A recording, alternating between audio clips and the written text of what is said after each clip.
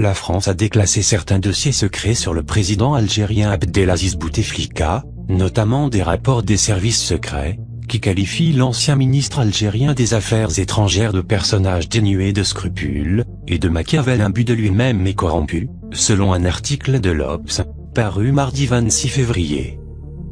Les rapports du SDEC, ancêtre de la DGSE, le dépeignent aussi comme un grand manipulateur, épris de pouvoir, le présentant comme l'homme de tous les complots, allant jusqu'à le présenter comme l'instigateur du coup d'État de Ouari Boumedienne, contre le président Ahmed Ben Bella en juin 1965. Selon les différents rapports du SDEC, et de l'ambassade de France à Alger, Abdelaziz Bouteflika aurait senti sa fin à la tête de la diplomatie algérienne, après des tentatives de son écartement de la part du président Ben Bella, qui avait auparavant évincé son chef de cabinet, Abdelatif Rahal. C'est ce qui l'a amené à entraîner le chef d'état-major Ouari Boumedienne dans un mouvement, qui aboutira au putsch contre le président de l'époque, toujours selon le L'Obs, qui fait savoir que dans les tortueuses arcanes du pouvoir algérien, Abdelaziz Bouteflika a réussi à éliminer tous ses rivaux. Selon le ministère français des Affaires étrangères, Abdelaziz Bouteflika et l'ancien ministre de l'Intérieur Ahmed Medegri ont réussi à écarter l'épouse même du président Boumedienne. Comment Bouteflika a-t-il pu écarter Anissa Boumedienne ? En instrumentalisant ses réseaux diplomatiques, notamment ceux de Paris, impliqués dans des achats douteux de la première dame. Des factures pour l'achat de bijoux à Paris auraient été transmises par le canal de l'ambassade algérienne à Paris, est-il écrit dans les rapports français de l'époque. Les archives déclassées vont jusqu'à soupçonner Abdelaziz Bouteflika d'être derrière certains assassinats politiques de l'époque, comme celui du chef historique Karim Belkacem, tué en 1970 en Allemagne. À un certain moment de l'histoire de la jeune nation algérienne, Abdelaziz Bouteflika était vu comme un potentiel allié, lui qui continuait comme tous les Algériens, à considérer l'Algérie comme la fille spirituelle de la France, et qui a fini par traiter le président cubain, Fidel Castro, de fou furieux, selon les dires de l'ancien ministre Louis de Guiringaud. Le jeune farfelu d'autrefois a fait place à un homme politique qui croit vraiment à la coopération entre son pays et la France.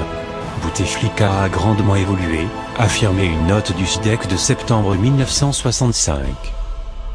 Mais c'est aussi à cette époque que son mentor Ouari Boumedienne l'avait mis sous surveillance pour une question de mœurs. La réputation de séducteur de l'ancien chef de la diplomatie était notoire, selon les mêmes sources. Les services diplomatiques de la France et ses services secrets évoqueront également l'écartement de Bouteflika à la mort de Ouari Boumedienne, en décembre 1978, le qualifiant de seul grand vaincu de la transition.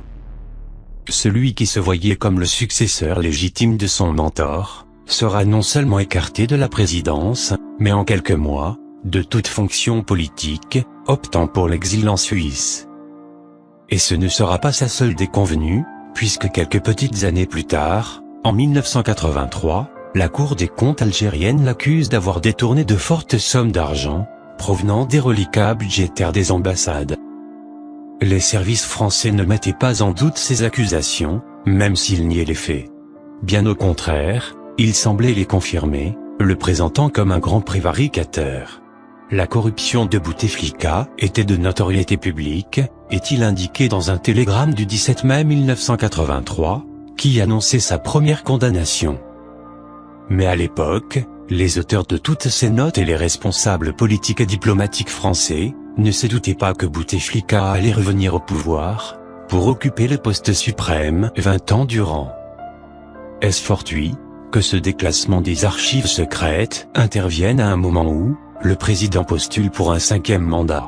Il est évident que non, surtout que ces révélations sont venues au lendemain des manifestations populaires du 22 février, qui réclamaient de Bouteflika qu'il renonce à une nouvelle mandature à la tête de l'Algérie.